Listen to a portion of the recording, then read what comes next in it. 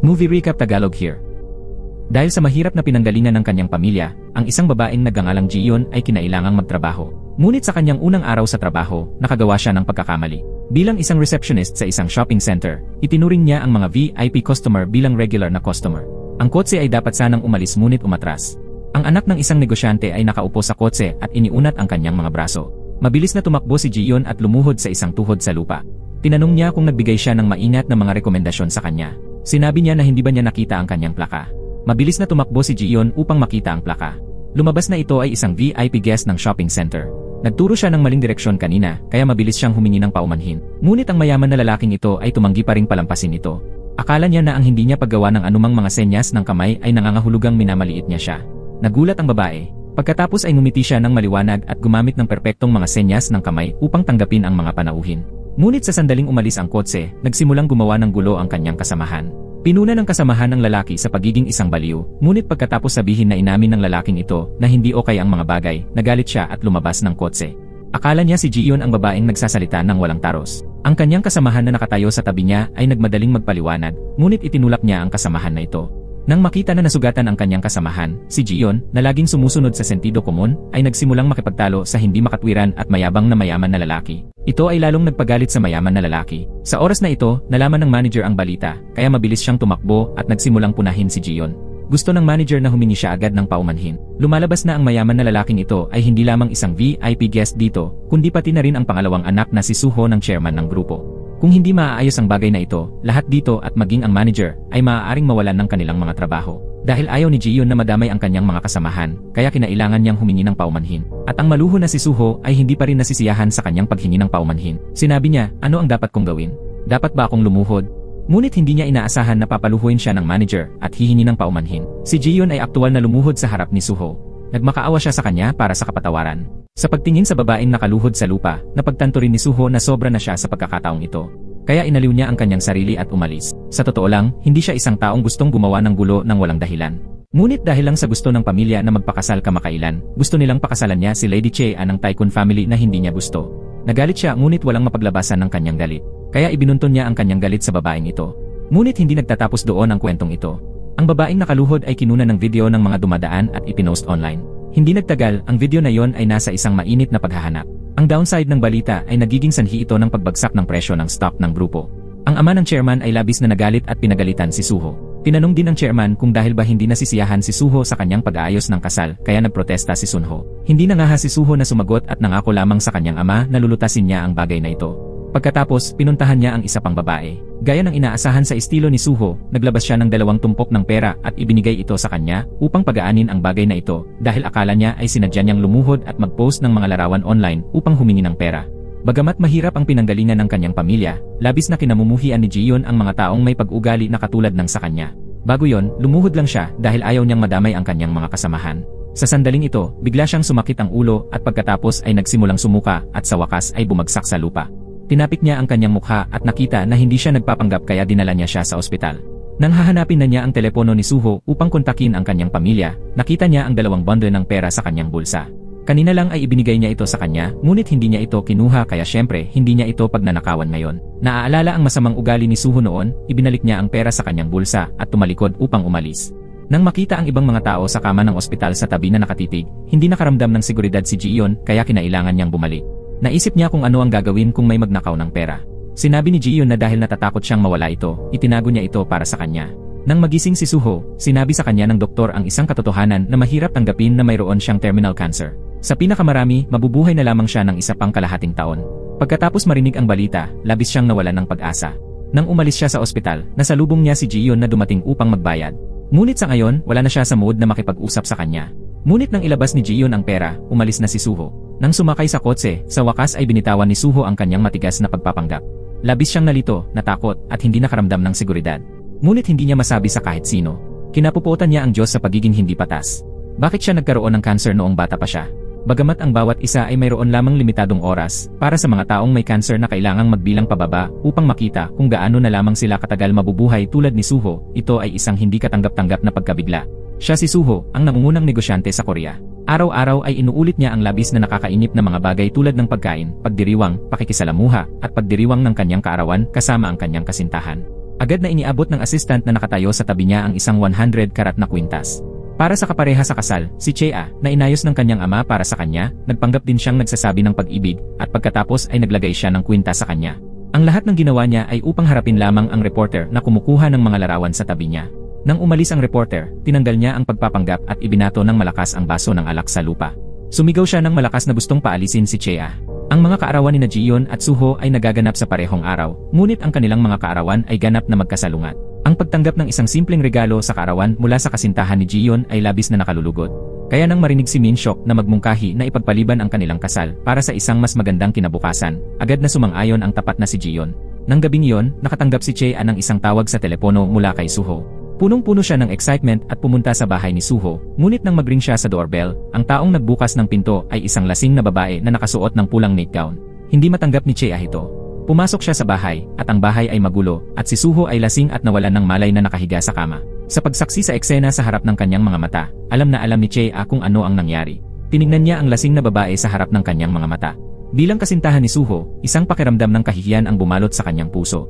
Malinaw na nakita rin ng babae na nakasuot ng pulang damit ang pagkalito ni Chea, kaya mabilis siyang tumakbo upang magpaliwanag. Sinabi niya na wala silang ginawa, dahil inupahan siya ni Suho na magbihis ng ganito upang lokohin si Chea. Ngunit ang katotohanan ay kasing totoo ng sinabi niya. Alam ni Suho na mayroon siyang hindi magagamot na sakit. Labis siyang nalungkot kaya humanap siya ng isang taong inuman ng alak upang maibsan ang kanyang kalungkutan. Tumawa pa ang babae na nakasuot ng pulang damit at sinabi na marahil ay ayaw pakasalan ni Suho si Chea, kaya niya ginawa iyon. Ang pangungusap na iyon ay tumama sa sakit ni Chea. Kinuha ni Chea ang bag at hinampas ang babae na nakasuot ng pulang damit. Dahil sa komersyal na kasal ng pamilya, walang nararamdaman si Suho para kay Chea. Ngunit ngayon, kahit na isang hamak na babae ay tinatawanan si Chea, na nagiging dahilan upang hindi niya mapigilan ang kanyang galit. Upang makatanggap ng pera, kinailangan itong tiisin ng babae na nakasuot ng pulang damit ng tahimik. Ngunit galit pa rin si Chea. Kumuha siya ng isang balot ng pera at ibinato ito sa pool, na para bang gusto niyang insultuhin ang babae na nakasuot ng pulang damit.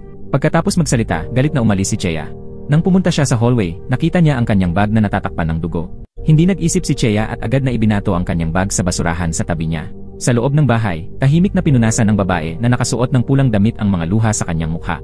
Sa ngayon ay wala siyang oras upang mag-alala tungkol sa kahihiyan kanina. Nagpanik siya at tumakbo sa swimming pool, inabot upang kunin ang pera na lumulutang sa pool, at biglang nakaramdam ng pagkahilo. Pagkatapos ay nahulog siya sa pool. Ang babae na nakasuot ng pula ay nagngangalang Jiyeon. Siya ay orihinal na isang masunuring babae. Dahil sa mahirap na pinanggalingan ng kanyang pamilya, kinailangan niyang makibahagi sa isang bunk bed kasama ang kanyang nakababatang kapatid. Dahil lang sa kung sino ang gigising at papatayin ang alarm clock, nakipagtalo siya sa kanyang kapatid. Ngunit mahal pa rin ng nakatatandang kapatid ang nakababatang kapatid na ito. Tuwing umaga, nagluluto ang nakatatandang kapatid ng lahat ng uri ng pagkain para sa nakababatang kapatid. Ngunit sa kasamaang palad, mayroon silang isang ina na adik sa pagsusugal. Hindi lamang niya nawala ang lahat ng pera sa bahay, ngunit humiram din siya ng malaking halaga ng pera. Paulit-ulit na pumupunta ang nagpautang sa bahay upang kolektahin ang utang. Ang buong pamilya ay nabubuhay sa maliit na sweldo ng kapatid ni Jiyeon. Sa pagkakataong ito upang mabawi ang kapital, kinuha ng ina ang halagang 10 milyong won na itinago ni Jiyeon para kay Suho. Ang resulta ay isang kabuang pagkawala. Nang makita na ang bahay ng kanyang pamilya ay malapit ng kunin ng mga nagpautang, si Jiyeon, na nag-aaral pa, ay kinailangang magtrabaho ng part-time sa isang nightclub upang kumita ng pera upang bayaran ang utang ng kanyang ina. Hindi inaasahan na sa unang pagkakataon na pumunta siya sa trabaho ay nawala ang kanyang buhay. Nagising si Suho mula sa isang idlip at nakita na ang babaeng tinawagan niya kagabi ay namatay na ngayon sa swimming pool. Pagkatapos tumawag ng dalawang pangungusap, ngunit hindi pa rin gumalaw ang babae sa pool, biglang napagtanto ni Suho na may mali. Kaya agad siyang tumalon sa tubig upang kunin siya. Ngunit huli na ang lahat, ang babae ay matagal nang huminto sa paghinga. Sa oras na ito, si Min Seok ay nagtatrabaho bilang isang abogado para sa pamilya ng negosyante ni Suho, sumunod sa kanyang superior dito. Sa sandaling nakita niya ang eksenang ito, napagtanto niya na ang babae ay kapatid ng kanyang kasintahan. Tiningnan niya si Suho nang may pagdududa. Ngunit dahil lasing siya kagabi, si Suho ay ganap na walang kamalayan sa nangyari. Hindi niya maintindihan kung paano ang isang tao na normal kahapon ay biglang namatay sa kanyang bahay. Sa pagtanggap ng balita, mabilis na tumakbo si Jiyeon sa lugar. Nang makita niya ang katawan ng kanyang nakababatang kapatid, bumagsak siya. Nagsimula siyang umiyak sa kawalan ng pag-asa. Hindi niya maisip na ang nakababatang kapatid na pinakamamahal niya ay biglang aalis sa kanya. Nang makita si Jiyeon na nagdurusa, naalala ng kanyang kasintahang si Min Seok sa tabi niya na nakakita siya ng panulat niya sa pinangyarihan ng krimen. Iyon ang panulat na kinuha ni Chea kanina. Nahulaan na niya ang isang bagay sa kanyang puso, ngunit wala siyang sinabi. Hindi nagtagal pagkatapos kunin ng pulisya ang katawan ni Jiyeon, dinala rin si Suho sa istasyon ng pulisya para sa investigasyon. Ngunit sa lalong madaling panahon, pinalaya siya muli. Malinaw, ito ang kapangyarihan ng negosyante. Mayroon nang nag-ayos ng lahat sa likod. Sa sandaling makabalik siya sa bahay, tinanong siya ng kanyang ama. Tinanong ni Dad kung siya ba talaga ang gumawa nito. Sumagot si Suho na hindi mahalaga kung siya ang gumawa nito o hindi. Hindi ba ganoon na ang iniisip ni Dad? Bilang mga unang saksi sa pinangyarihan, kaya sina Min-Shok at ang kanyang superior ay parehong tinawag sa opisina ng chairman. Tinanong sila ng chairman kung ano ang iniisip nila tungkol sa insidenteng ito. Batay sa panulat na nakuha niya sa pinangyarihan, nahulaan ni Min-Shok na ang insidenteng ito ay may kaugnayan kay Chea. Ngunit nang harapin ang tanong ng presidente, sinabi niya na nakakita siya ng sugat sa ulo ng biktima. Marahil habang lasing ay hinampas siya ni Suho sa ulo, ang babae ay walang ingat na nahulog sa pool at nalunod. Para kay Suho, marahil pagkatapos mahimasmasan, nakalimutan niya ang kanyang pag-ugali. Pagkatapos, makinig sa haka-haka ni Min-Shok, naglabas ang chairman ng dalawang tseke at sinabi sa kanilang dalawa na lutasin agad ang kasong ito. Maaari nilang ilagay ang anumang numero na gusto nila. Pagkatapos ay pinuntahan ni Min-Shok si Chea, inilabas niya ang panulat na nakita niya sa pinangyarihan. Tinanong niya kung pumunta siya sa pinangyarihan ng krimen, ngunit mariing itinanggi ni Chea. Pagkatapos ay sinabi ni Min-Shok kay Chea na gusto lang niyang malaman kung ano ang nangyari noong gabing iyon. Ngunit sinabi ni Chea na kung ibibigay niya ang panulat na ito sa presidente o sa pulisya, nasa kanya na yon dahil walang kinalaman sa kanya ang bagay na ito. Pagkatapos bumalik, naalala ni Min-Shok ang mga salita ng presidente. Sa isang panig ay ang kanyang kasintahan, na matagal na niyang minamahal sa loob ng maraming taon, at sa kabilang panig ay isang malaking halaga ng pera na nasa kamay. Paano siya pipili? Nakakita ka na ba ng isang babaeng kasing awa-awa nito? Ang nakababatang kapatid, na nasa edad pa lamang ng pag-aaral, ay sa kasamaang palad ay pumanaw, at ang ina na nagtatago mula sa mga nagpautang ay hindi man lang nagpakita sa libing ng kanyang anak na babae. Mas nakakalungkot pa na wala siyang pera upang ilibing ang kanyang nakababatang kapatid. Para sa kasintahang si Min-Shok, nakasama niya sa loob ng maraming taon at nasaksihan ang lahat, nagpasya siyang umalis, pagkatapos ay pinuntahan niya si Chea muli. Sinabi niya kay Chea na pinuntahan niya upang tingnan ang mga surveillance camera pagkatapos matuklasan ang kaso. Nakita niya na pumasok si Chea sa silid ni Suho noong gabing iyon. Pagkatapos ay naglabas siya ng isang USB at sinabi na ang orihinal na memorya ng kamera ay nabura. Ito ang tanging video na umiiral pa rin. Sa harap ng ebidensyang iyon, hindi maiwasan ni Chea na aminin na pumunta siya sa pinangyarihan ng krimen noong gabing iyon. Bukod dito, hinampas din niya si Ji-yeon sa ulo. Sa oras na ito, ganap na malinaw kay Min-Shok na si Ji-yeon ay hindi direktang pinatay ni Chea. Walang magawa na tinanong ni Chea si Min-Shok kung ano ang gagawin. Sinabi ni Min-Shok sa kanya na siya ang bahala sa lahat. Bukod dito, ibinigay din niya ang tanging video na yon sa kanya. Hindi nagtagal pagkatapos niyang mahanap si Ji-yeon, sinabi niya kay Ji-yeon na ang kanyang nakababatang kapatid ay nag-iisa sa hotel walang kasama si Ji-yeon. Sa istasyon ng pulisya, nang tanungin ng pulisya si Suho kung mayroon pang ibang tao doon noong gabing iyon, naalala ni Suho na tinawagan niya si Chea. Tinawagan niya siya sa kanyang bahay upang sabihin sa kanya na hindi niya siya papakasalan. Ngunit nagsinungaling siya sa pulisya at sinabi na wala siyang maalala. Pagkatapos ay pinuntahan niya si Chea at tinanong siya kung pumunta siya sa kanyang bahay noong gabing iyon pagkatapos matanggap ang tawag sa telepono. Nagpanggap si Chea at kalmadong sinabi kay Suho na hindi siya pumunta doon at nagsinungaling siya na kasama niya ang ibang lalaki sa oras na yon. Nang marinig ang sagot ni Chea, walang masabi si Suho. Pagkatapos ng lahat, palagi siyang may hindi magandang ugali sa kanya noon. Pagkatapos ay ibinigay ng sekretarya sa kanya ang mga dokumento ng huling habilin ni Ji-yeon na tahimik nilang iniimbestigahan. Pinagalitan ni Suho ang sekretarya sa paggawa ng trabaho ng arbitraryo. Pagkatapos lamang umalis ng sekretarya niya, binuksan ang piraso ng papel na iyon, ngunit nakita niya ang isang babaeng pamilyar sa kanya.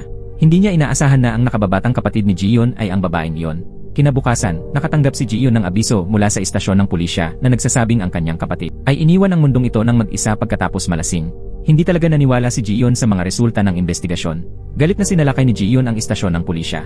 Hindi niya maisip na gagawa ng gayong kahangalan ang kanyang nakababatang kapatid. Gusto niyang ipagpatuloy ng pulisya ang pagsisiyasat. Sa oras na ito, kinuha ng pulisya ang telepono ng nakababatang kapatid ni Ji-yeon at sinabi sa kanya na nag-iwan ng huling habilin si Ji-yeon bago namatay. Lumalabas na may mensahe na naisulat ngunit hindi pa naipadala. Paano ito may tuturing na isang huling habilin? Nagmakaawa siya sa pulisya na mag-imbestiga muli, ngunit pinayuhan lamang siya ng pulisya na manatiling kalmado. Sa oras na ito, dumaan ang hepe ng pulisya. Malungkot siyang nagmakaawa sa kanya na huwag itigil ang pagsisiyasat sa kaso ng kanyang nakababatang kapatid. Ang eksenang iyon ay nahuli lahat ng mga mata ni Suho. Sa pagtingin kay Ji-yeon na nakaupo sa lupa na umiiyak sa sakit, bigla niyang naalala na noong bata pa siya, nang pumanaw ang kanyang ina, ganoon din siya kawalang pag-asa. Gusto niyang malaman kung talagang pinatay niya si Ji-yeon o hindi. Walang ibang pagpipilian si Ji-yeon kundi hanapin si Min-Shok. Hiniling niya sa kanya na tulungan siyang imbestigahan ang sanhi ng pagkamatay ng kanyang nakababatang kapatid. Hindi naniwala si Ji-yeon na tatapusin ni Ji-yeon ang kanyang buhay ng ganoon, ngunit sinabi sa kanya ni Min-Shok na talagang ginawa ito ni Ji-yeon. Bukod dito, binigyan din niya siya ng isang business card. Sinabi niya na kung hahanapin niya ang taong ito, malalaman niya ang katotohanan. Natagpuan ni Ji-yeon ang blonde na lalaking nagngangalang Kang In-byum, ayon sa address sa business card. Sinabi sa kanya ng taong ito na ang kanyang nakababatang kapatid ay nagtatrabaho bilang isang prostitute sa kanyang lugar sa loob ng ilang taon. Sa tuwing kailangan ng pera ng kanyang pamilya, pumupunta siya rito. Bukod dito, sinabi rin niya na madalas sabihin ni Jiyon na dahil sa presyon ng pamilya, gusto niyang mamuhay ng mas komportable. Malungkot na bumalik si Jiyon sa libing ng kanyang nakababatang kapatid. Sinabi sa kanya ng staff ng punerarya na may isang lalaking pumunta rito upang magbayad para sa libing. Mabilis na humabol si Jiyon. Akala niya ay ang kasintahang si Minhyuk, ngunit hindi niya siya makita kahit saan. Ngunit sa ngayon, nagtatago si Suho sa isang sulok na nakatingin sa mahirap na babaeng iyon. Siya ang nagbayad para sa libing ng kanyang nakababatang kapatid. Inilabas ni Jiyon ang telepono upang tawagan muli si Minhyuk, ngunit sinadya ni Minhyuk na huwag sagutin. Hindi alam ni Jiyon na sa sandaling ito ay ibinibigay niya ang tseke na may nakasulat na halaga sa presidente. Nang makita ang numero sa plate, labis na nagulat ang presidente dahil isinulat ni Minhyuk ito bilang 10 bilyong won. Sa kabilang panig, bagamat sa ilalim ng pag-aayos ng kanyang ama, ang pagkamatay ni Jiyon ay itinuturing na kanyang sariling pag-alis sa mundong ito, ngunit hindi pa rin malalaman ni Suho kung talagang may pinatay siya o wala. Tahimik pa rin niyang inoobserbahan ang bawat galaw ni Jiyon. Sa tuwing nakikita niyang umiiyak si Jiyon sa sakit, ang pakiramdam ng pagkakasala sa kanyang puso ay lalong lumalakas. Alam ni Suho na wala na siyang gaanong oras na natitira. Marahil dahil sa katapatan na nakatago sa kanyang kalooban, naramdaman niya na kailangan niyang imbestigahan ng malinaw ang bagay na ito. Kaya naghanap siya ng mga profesional. Sinabi niya na gusto niyang ibalik ang buong nabura na memorya ng surveillance camera. Naibalik ang footage ngunit walang natuklasan. Ngunit hindi niya alam na ito ay talagang pag-aayos ni Minhyuk. Nagpanggap pa si Minhyuk na magpapakilala siya ng isang eksperto kay Suho upang tumulong na maibalik ang footage ng kamera na iyon. Ang eksperto na ito ay matagal nang sinuhulan. Kasama ang lalaking blonde na si Kang In-byom na hinanap ni Jiyon, ang huling pagkakataon ay inayos din ni Minhyuk. Kahit ang peking habilin sa cellphone ni Jiyon na hawak ng pulis ay gawa ni Minhyuk. Sa pagkakataong ito, ang tanging video na kinopya niya ay itinapon sa dagat ni Chea. Hindi naniniwala si Jiyon na aalis si Jiyon sa mundong ito ng mag-isa. Pagkatapos ng ilang sandaling pag-aalinlangan, nagpasya siyang magsagawa ng autopsy, ngunit pagkasagot niya sa telepono ng pulisya, natanggap ni Minhyuk ang balita, ngunit hindi siya natakot. Dinala ng pulisya ang bangkay ng nakababatang kapatid. Nakaupo si Jiyon na miserable sa hindi niya alam na ang taong nasa likod ng lahat ay ang kanyang kasintahan, si Minhyuk, ng 6 na taon. Nasaksihan ni Jiyon sa kanyang sariling mga mata ang forensic autopsy ng katawan ng kanyang nakababatang kapatid. Pinigilan niya ang kanyang takot at pagkakasala sa kanyang puso upang hintayin ang mga resulta. Sa wakas, may mga resulta ng autopsy, ngunit hindi matanggap ni Jiyon ang mga konklusyon ng forensic. Ipinakita ng mga resulta ng autopsy na nasira ang ulo ni Jiyon at namatay siya dahil sa pagkalasing at pagkalunod sa tubig. Malinaw na ito ang resulta na kontrolado ni Minhyuk. Bagamat hindi makapaniwala si Jiyon sa resulta, kinailangan niyang tanggapin ng nag-aatubili ang katotohanan. Pagkatapos sunugin ang katawan ng kanyang nakababatang kapatid, walang isip na naglakad pa uwi si Jiyon ng mag-isa. Ngunit nakita niya ang isang lalaking nasa edad na nagluluto ng noodle sa bahay. Sinabi ng lalaki kay Jiyon na ginamit ng kanyang ina ang bahay na ito upang bayaran ang utang. Nang makita ang mga dokumento sa kamay ng lalaki, hindi makapaniwala si Jiyon na hindi lamang nagkautang ang kanyang ina ng malaking halaga ng pera, ngunit ginagamit na ngayon ang bahay na ito upang bayaran ang utang. Nang inaayos niya ang kanyang mga gamit at naghahanda ng umalis, bigla siyang nakakita ng regalo na planong ibigay sa kanya ng kanyang nakababatang kapatid. Ito ay isang regalo sa karawan para kay Jiyon. Ang mga damdamin sa loob ay lubhang komplikado. Ngunit nang aalis na si Jiyon, hinarang ng lalaki ang pinto. Nagpakita pa ng masamang ekspresyon. Bilang resulta, pagkatapos sipain ng masakit ni Jiyon, patuloy na hinabol ng lalaking ito si Jiyon. Pagkatapos ay biglang lumitaw si Suho na humaharang sa daan ng lalaking ito. Walang mapuntahan si Jiyon kaya kinailangan niyang umupo sa gilid ng kalsada. Tiningnan niya ang regalo sa karawan na ibinigay sa kanya ng kanyang nakababatang kapatid. Ang magagandang panahon noon ay parang kahapon lang. Sa wakas ay bumiti siya. Isang ngiting hindi nakita sa loob ng mahabang panahon. Ngunit pagkatapos ng ilang sandali ng pagngiti, tumulo ang mga luha sa kanyang mga mata. Hindi pa natag si Suho. Kaya umupo siya sa kotse na tahimik na pinagmamasdan siya. Naglakad si Jiyon na nag-isa sa ulan. Hinahayaan ang tubig ulan na mabasa ang kanyang mukha. Ang mundo ay napakalawak. Ngunit hindi niya alam kung saan siya dapat pumunta. Ang pagkamatay ng nakababatang kapatid. Ang pagtakas ng ina. Sa sandaling ito, pakiramdam niya ay wala na siyang kagalakan sa mundong ito. Napansin ni Suho ang isang bagay na hindi pangkaraniwan. Kaya mabilis siyang lumabas ng kotse. Tumawid siya sa abalang trapiko at niyakap si Jiyon, pagkatapos ay galit na sinabi na sawa na siyang mabuhay. Sinabi ni Jiyon na pagod na siya sa buhay na ito. Ang mga taong gustong mamatay ay hindi maaaring mamatay. Ang mga taong gustong bumalik sa buhay ay wala ng gaanong oras na natitira. Ang ulan ay lalong lumakas, na parang umiiyak ang langit para sa dalawang kabataang ito na may mahirap na kapalaran. Lumambot ang mga mata ni Suho. Naramdaman niya na maikling panahon na lamang ang natitira sa kanya upang mabuhay, kaya kinailangan niyang bantayan ng mabuti ang babaeng ito sa kanyang harapan. Labis na nagtataka si Jiyon sa biglaang pag-aalala niya. Siyempre hindi masabi ni Suho kay Jiyon ang kanyang tunay na iniisip. Kaya humanap siya ng dahilan na gusto niyang bayaran siya ng 10 milyong won. Kaya ginawa niya yon. Nangako si Jiyon na babayaran siya. Kaya sinabi niya sa kanya na huwag masyadong mag-alala. Ngunit sa pagtingin sa kasalukuyang hitsura ni Jiyon, hindi mapanatag si Suho. Pagkatapos ay hinila si Jiyon sa kotse ni Suho. Sa totoo lang, nag-aalala siya na si Jiyon sa ganitong estado ay gagawa ng isang bagay na hangal. Sa pagkakataong ito, hindi alam ni Suho na isang malaking gulo na nakatuon sa kanya ang inihahanda. Ang lalaking ito ay ang panganay na anak na si Suchul ng pamilya Cheon ng mga tycoon. At siya rin ang kapatid na nanalo ng mga karapatan sa mana kay Suho. Nang malaman niya na malamang na pinatay ni Suho si Jiyon, tinawag niya ang maraming media upang maghanda na ihayag ang balitang ito. Determinado si Suchul na itulak ang kanyang kapatid sa putik. Sa sandaling ito, pinigilan siya ni Minshok, umaasa na mag-iisip siyang muli tungkol sa kung ano ang sasabihin sa harap ng mga reporter. Dahil alam ni Minshok ang katotohanan ng insidente. Kung ang kwentong ito ay ihahayag sa media, ito ay magiging disadvantageous para sa kanya. Pagkatapos marinig na si Chea ay darating din dito, sinabi niya ang kwento na si Suchul ay humiram ng pagkakakilanlan ng ibang tao upang lihim na bumili ng mga bahagi sa kumpanya upang takutin siya. Ngunit si Suchul ay walang pakialam sa kanyang banta. Pagkatapos ay pinukaw pa niya si Chea. Pagkatapos marinig ang balitang ito, sinabi ni Suho kay Jiyon na umupo sa kotse at lumitaw siya sa press conference scene. Nagkita ang dalawang magkapatid at biglang naging tense ang atmosphere. Tinanong ni Suho kung ano ang gustong gawin ng kanyang nakatatandang kapatid. Hindi na nag-abala si Suchul na itago ito, ngunit prangkang sinabi na gusto niyang ilipat ni Suho ang 50% ng nominal shares ni Suho sa kanya. Kung papayag si Suho, itatago niya ang sikreto ni Suho magpakailanman. Kinakabahang tumingin ang lahat kay Suho. Tumawa si Suho at sinabi kay Suchul, ihayag mo na lang ang lahat. Para sa isang taong malapit ng mamatay, ano pa ang dapat katakutan? Pagkatapos noon, tumayo siya sa entablado at nagbalak na sabihin ang totoo sa mga reporter. Ngunit sa sandaling ito, naglakad si Jiyon sa hall. Si Suho, na may kumpiyansa at walang takot, ay agad na naging mahiyain. Napansin din ni Minshok na nasa hall si Jiyon. Tiningnan ni Suho si Jiyon na nakatingin sa kanya. Naalala niya ang masakit na sigaw ni Jiyon kasama ang walang magawa at desperadong ekspresyon na yon. Ang mga salitang umabot sa kanyang bibig ay agad na nilunok pabalik. Sa huli ay wala pa rin siyang lakas ng loob na sabihin ang totoo. Ang kanyang mga aksyon ay nagpagalit sa kanyang nakatatandang kapatid. Si Suchul, anuman ang maraming reporter sa eksena, ay sumugod pasulong at hinila si Suho mula sa entablado at itinulak siya sa lupa. Itinaas ng mga reporter sa eksena ang kanilang mga kamera. Gusto ng lahat na kumuha ng mga larawan ng dalawang mayayamang magkapatid na nag-aaway. Naitulak sa lupa sina Jiyon at Chea ng mga tao. Ngunit pinili ng kasintahang si Minshok na manatili sa tabi ni Chea upang protektahan siya. Kasabay nito, lumabas si Suho sa hall sa ilalim ng matinding pagtatanong ng mga reporter. Sumakay siya sa kotse at nagpanik at umalis. Hindi nagtagal pagkatapos malaman ng Pangulo ang tungkol sa lahat ng mga aksyon ng kanyang panganay na anak at agad na nagalit, itinaas niya ang baso ng alak sa kanyang kamay at ibinato ito ng husto kay Suchul. Ngunit biglang tumama ang baso ng alak sa ulo ni Minshok. Patuloy na dumaloy ang dugo, ngunit tiniis na lamang ni Minshok ang pananahimik. Nagpunta si Suho para hanapin si Jiyon. Maingat niya siyang tinulungan na bendaan ang kanyang mga galos. Pagkatapos ay dinala niya siya sa kanyang restaurant.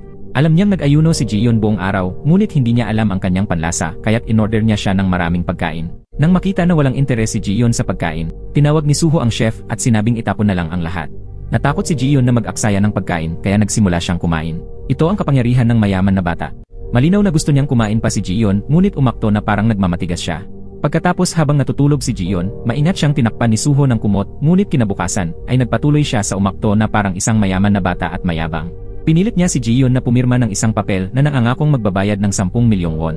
Ang layunin ni Suho sa paggawa nito ay upang malaman ang lahat ng mga aksyon ni Jiyon. Pagkatapos ay nagpunta siya muli sa bahay ni Jiyon. Tinulungan niya ang kanyang ina na bayaran ang lahat ng utang at tinubos ang kanilang bahay, at narinig din niya ang balita tungkol sa ina ni Jiyon sa pamamagitan ng mga salita ng lalaking nasa edad na. Pagkatapos ay pinuntahan ni Suho si Minshok at binigyan siya ng reputasyon na isang mabuting tao upang puntahan ni Jiyon ang kanyang kasintahan na hindi kailanman nagpakita noong siya ay nahihirapan. Sa sandaling ito, ang mga mata ni Minshok ay wala na mapagmahal. Ang taong minahal niya noon ay naging isang estranghero na ngayon. Nang magkita silang muli, hindi na siya nagsabi ng matatamis na salita. Inihatid niya si Jiyon sa lugar kung saan nakakulong ang kanyang ina, pagkatapos ay sinabi sa kanya na ang kanyang ina ay nakakulong dito dahil sa panloloko. Ngayon ay nabayaran na ang utang, natubos na ang bahay, maaari na niyang puntahan ang kanyang ina mamaya. Nang tanungin siya ni Jiyon kung saan siya nakakuha ng napakaraming pera upang bayaran ang utang ng kanyang ina, walang pakialam niyang sinabi na makipaghiwalay. Sa mundong ito, ang pinakamahirap na salitang sabihin sa pagitan ng dalawang taong nagmamahalan ay ang pangungusap na makipaghiwalay. 6 na taon ng pag-ibig at gayon paman ay madaling sabihin na makipaghiwalay. Hindi matanggap ni Jiyon ito at tinanong si Minshok kung kailan nagsimulang magbago ang kanyang damdamin. Ngunit ayaw ipaliwanag ni Minshok ang lahat at sumakay sa kotse at umalis. Pumanaw ang kanyang nakababatang kapatid. Hindi sinasadyang nagpaalam ang kanyang kasintahan at sa wakas ay walang tigil na tumulo ang mga luha ni Jiyon. Ang eksenang ito ay nakita ni Suho na nakaupo sa kotse sa malayo. Kalalabas lang ng inang ito sa kulungan nang marinig niya ang kanyang panganay na anak na babae na nagsasabi sa kanya ng masamang balita na pumanaw na ang kanyang pangalawang anak na babae. Sa pagtingin kay Jiyon, hindi mapigilan ng ina na tumulo ang mga luha ng panghihinayang. Hindi siya makapaniwala na nakakulong lamang siya sa kulungan ng ilang araw at iniwan na siya magpakailanman ng kanyang bunsong anak na babae. Sinisi niya si Jiyon sa pagdaraos ng gayong simpleng libing. Bumagsak si Jiyon at kinailangan niyang sabihin sa kanyang ina. Sa totoo lang, noong nabubuhay si Jiyon, upang tulungan ang ina na bayaran ang kanyang utang, ay nagtrabaho sa isang illegal na job placement center, kaya naman nawalan siya ng buhay. Hindi makapaniwala ang ina. Kinuha niya ang kanyang bag at mabilis na tumalikod at umalis.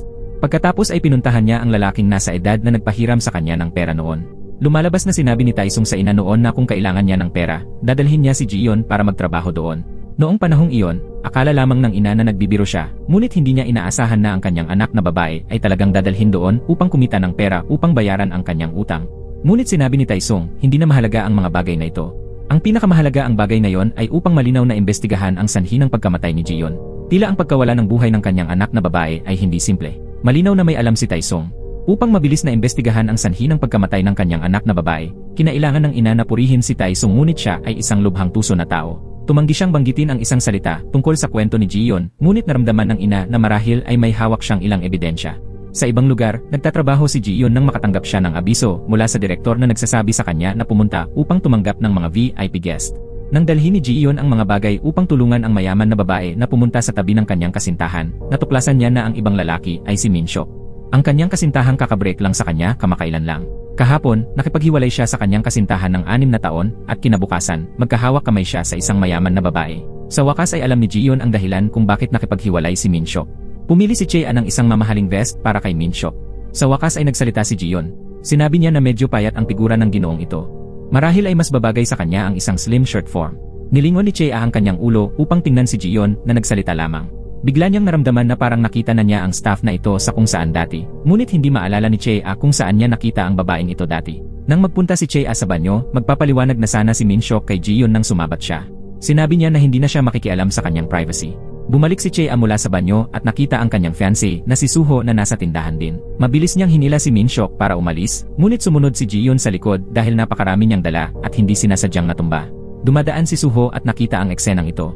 Pagkatapos magsalita ng ilang bastos na salita, ginamit ni Suho ang dahilan ng pangangailangan ng staff at hinila si Jiyon palayo. Iniiwan si Chea na may kahina-hinalang tingin sa kanyang mukha. Sa sandaling ito, naalala ni Chea na ang babae kanina ay ang miyembro ng pamilya ng babaeng pinatay niya na lumitaw sa press conference noong araw na yon. Bumalik si Minhyuk sa kumpanya. Habang nagtatrabaho, nakatanggap siya ng isang bouquet ng mga sariwang bulaklak at isang kahon ng regalo. Nang buksan niya ang kahon, may USB sa loob. Ang mga nilalaman ng USB ay nagpanginig pa sa isang kalmadong tao tulad ni Minhyuk. Iyon ang video mula sa araw na nangyari ang insidente ni Jiyon. Sa sandaling iyon, nakatanggap siya ng isang tawag sa telepono. Sinabi ng misteryosong tao, alam ko ang tungkol sa pagtatakip ni Minhyuk sa kaso at tinakot pa si Minhyuk na gawin ang sinabi niya. Sinunod ni Minhyuk ang mga tagubilin sa tawag sa pinto at nakita ang isang lalaki na sumenya sa kanya na sumakay sa kotse. Ang lalaking ito ay si Taesung. Lumalabas na dati niyang ginamit ang pangalan ni Minhyuk upang maging isang empleyado na personal na nag-install ng mga surveillance camera sa swimming pool at pagkatapos ay nakuha ang video ni Chea na binubugbog si Jiyon. Alam niya na ang nagtatago ng katotohanan at nakikinabang dito ay si Minhyuk. Kaya pumunta siya para hanapin si Minhyuk. Sinabi niya na kung ang video na yon ay na-leak, maraming tao ang mapapahamak. Marahil si Minhyuk ang mapapahamak sa pinakamalaking gulo. Kahit si Jiyon, niloko rin siya ni Minhyuk. Nadidiri siya sa mga aksyon ni Minhyuk. Sinabi ni Taesung, iniisip ngayon ni Suho na pinatay niya si Jiyon.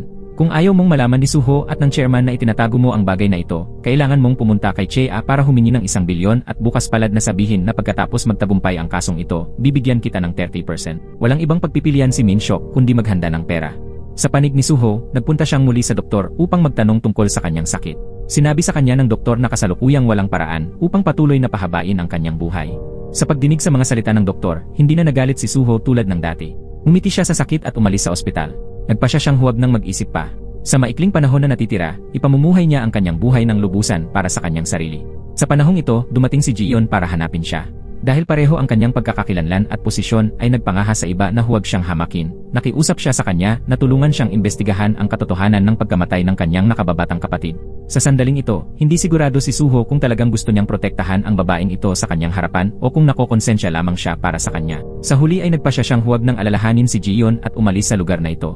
Gusto niyang humanap ng tahimik na lugar upang ipamuhay ang natitirang bahagi ng kanyang mga araw. Pumunta muli ang ina ni Jiyon para hanapin si Taesung. Gusto niyang marinig siyang magsalita ng ilang salita tungkol sa kwento ni Jiyon. Ngunit pagkatapos lamang ng 3 beer, lasing na lasing si Taesung kaya nawalan siya ng malay.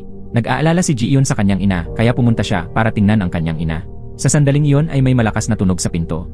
Mabilis na nagtago sina Jiyon at ang kanyang ina sa likod ng mesa. May ilang mga thugs na pumasok. Ang pinuno ng grupo ay si Kang In-byom mula sa illegal na job placement place. Tinanong nila si Taesung kung nasaan ang ebidensya. Ito ang video ni Chea sa pool noong araw na yon. Nagtago sina Ji-yeon at ang kanyang ina sa likod ng mesa at narinig ng malinaw ang kanilang pag-uusap. Sa panig ni Min-seok, sunod-sunod na dumating sa kanya ang mga taong may problema. Natagpuan ni Min-seok ang empleyado na nag-install ng kamera ng iligal. Alam ng taong ito na nakatanggap si Min-seok ng 10 bilyon salamat sa kaso ng swimming pool, ngunit wala siya. Humingi ang taong ito kay Min-seok na bigyan siya ng 1 bilyon. Kung hindi, ihahayag ang tunay na mukha ni Min-seok. Walang ibang pagpipilian si Min-seok kundi humiram ng pera kay Chea. Hindi nagtanong si Chea kung bakit at agad na pumayag. Pagkatapos niyang maranasan ang nangyari noong gabing iyon, unti-unti siyang napalapit kay Min-seok. Kasabay nito, pinahahalagahan din niya siya sa pagtulong sa kanya na itago ito. Sa gitna ng isang abalang airport, ang figura ni Suho ay mukhang lubhang malungkot. Tumingin siya sa paligid, alam na maaaring ito na ang huling pagkakataon na bisitahin niya ang lugar na ito. Sa sandaling ito, labis na nag-aalala si Ji-yeon at tumakbo upang pigilan si Suho na malapit ng sumakay sa eroplano. Nakiusap siya sa kanya na tulungan siya na nagsasabi na ang kanyang nakababatang kapatid ay naitala ng mga surveillance camera sa swimming pool noong araw na yon. Nang marinig ni Ji-yeon na binanggit ang surveillance camera, medyo nag-aalangan si Suho dahil hanggang ngayon ay hindi pa rin siya sigurado kung nakasama ba niya si Ji-yeon o hindi. Ngunit sa pamamagitan ni Ji-yeon, nalaman ni Suho na naitala ng surveillance camera ang eksena sa swimming pool. Nagpa siya siyang huwag nang umalis pa. Sa una ay akala niya ay nasaktan niya si Ji-yeon, ngayon ay gusto na lang niyang linawin kung ano ang nangyari noong gabing iyon. Upang malinaw na maunawaan ang insidente, nagbalak si Suho na gumastos ng 100 milyon upang bilhin ang video na yon. Dahil sakim siya, nagbanggit siya ng presyo na 1 bilyon. Ngunit pagkatapos ay nakipag-ugnayan siya kay Min-seok upang ibenta ang video sa pangalawang pagkakataon. Inayos niya para sa kanilang dalawa na dumating sa lokasyon na ipinadala niya sa ganap na alas 11 ng gabi. Habang naghihintay si Taesung na yakapin sina Suho at Min-seok, tahimik na sumunod ang ina ni Ji-yeon. Pagkatapos sumunod ng ilang sandali, sa wakas ay natagpuan niya kung saan nagtatago si Taesung. Pagkasalubong niya sa kanya, ibinato niya ang inihandang gasolina sa kanya at kasabay nito ay kumuha ng lighter na gustong mamatay kasama niya. Nagsimulang matakot si Taesung kaagad, kinuha ang USB at nagsimulang akitin ang ina ni Ji-yeon. Sinabi ni Taesung na mayroon siyang plano. Ngayon ay plano niyang makipagkita sa taong nagtakip sa kaso ni Ji-yeon. Sinabi rin ni Taesung na ginawa niya ang lahat ng ito para kay Ji-yeon. Ngunit hindi alam ng ina ni Ji-yeon na ang layunin ni Taesung para sa paglalakbay na ito ay para sa pera. Sa kabilang banda, tusong nag-ayos si Min-seok ng date para makipagkita kay Kang In-byom. Ipinangako niya kay Kang In-byom na kung makukuha mo ang video mula sa mga kamay ni Taesung, bibigyan kita ng 1 bilyon. Sinabi rin ni Kang In-byom na pananatilihin niya itong ganap na lihim. Nang gabing iyon, isinama ni Taesung ang ina ni Ji-yeon sa lokasyon ng transaksyon. Nang makita na ang trader ay ang ex-boyfriend ni Ji-yeon, labis na nagulat ang ina ni Ji-yeon. Nakita ni Min-seok ang ina ni Ji-yeon na nakaupo sa kotse at mabilis na kumaway para huminto ang truck. Ngunit huli na ang lahat. Minaneho ni Kang In-byom ang truck papunta sa kotse ni Taesung at ng ina ni Ji-yeon. Hindi na kayanan ng kotse ang pressure at sumabog. Sa ngayon, nagagalit si Kang In-byom. Hindi niya inaasahan na sasabog ang kotse. Siya ay labis na nadismaya dahil hindi pa niya nakukuha ang surveillance video na nagkakahalaga ng 1 bilyon. At si Min-seok sa likod niya ay lihim na masaya. Sa sandaling mawala ang taong ito, tapos na ang usapin. Kinuha ni Min-seok ang isang ladrilyo at nang hindi nakatingin si Kang In-byom, pinukpok niya ng malakas ang ladrilyo sa ulo ng taong ito. Sa maikling panahon, nawala kay Ji-yeon ang kanyang dalawang kamag-anak. Ang nakababatang kapatid ay nagtatrabaho sa isang maid club upang tulungan ang kanyang ina na magbayad ng mga utang, pagkatapos ay sa kasamaang palad ay namatay. Ang ina, nakalalabas lamang mula sa bilangguan, ay gustong imbestigahan ang mga gawain ng kanyang anak na babae, kaya nakatagpo rin siya ng kasawian. Ang patuloy na pagkawala ay nagpamanhid sa puso ni Ji-yeon.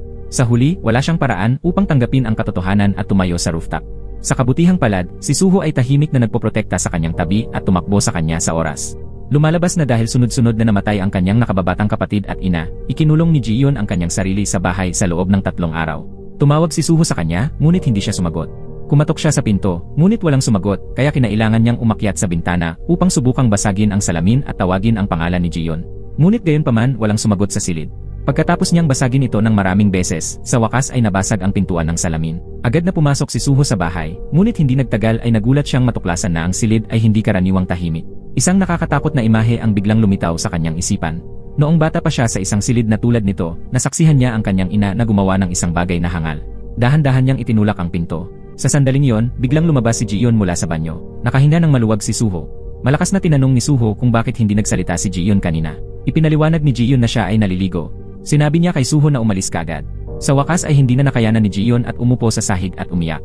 Sa totoo lang, hindi nagkamali ang kutob ni Suho. Kanina lang ay talagang balak ni Ji-yeon na gumawa ng isang bagay na hangal sa banyo. Sa kabutihang palad, nakarating doon si Suho sa oras. Narinig niya ang pagkatok ni Suho sa pinto kaya tumigil siya. Ngunit hindi pa ito tapos. Pumunta si Ji-yeon sa swimming pool kung saan naaksidente ang kanyang kapatid at uminom ng isang lagop ng matapang na alak. Ang eksena ng paglalaro kasama ang kanyang nakababatang kapatid ay parang nangyari kahapon lamang. Tinawagan niya si Suho. Humingi siya ng paumanhin sa kanya at sinabing hindi niya kayang bayaran siya ng 10 milyong won. Pagkatapos ay pinasalamatan siya ni Jiyon sa palaging pagtulong sa kanya.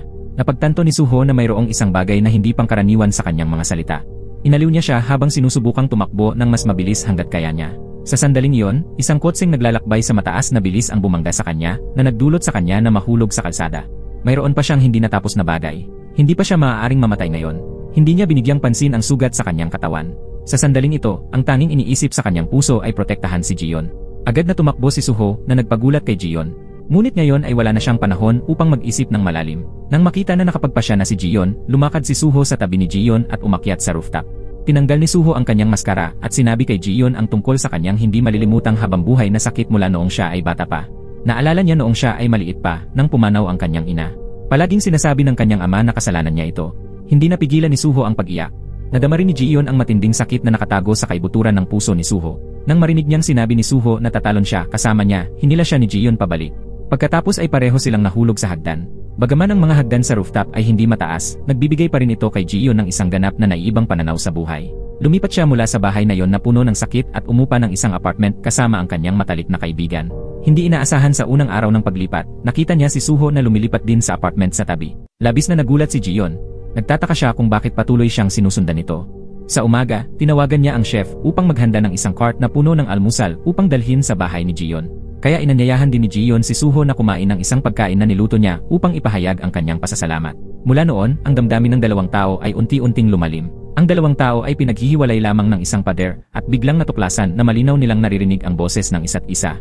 Nagtaka si Jiyon kung sinasadya ni Suho na upahan ang bahay na ito nang walang soundproofing. Naguluhan si Suho at maaari lamang gumamit ng isang dahilan upang hayaan ang bagay na lumipas. Walang alam si Suho tungkol sa pagbabago ng kaisipan ni Jiyon. Dati ay iniisip niya na nag-iisa siya sa mundong ito, ngunit ngayon ay napagtanto niya na si Suho ay palaging nasa kanyang tabi.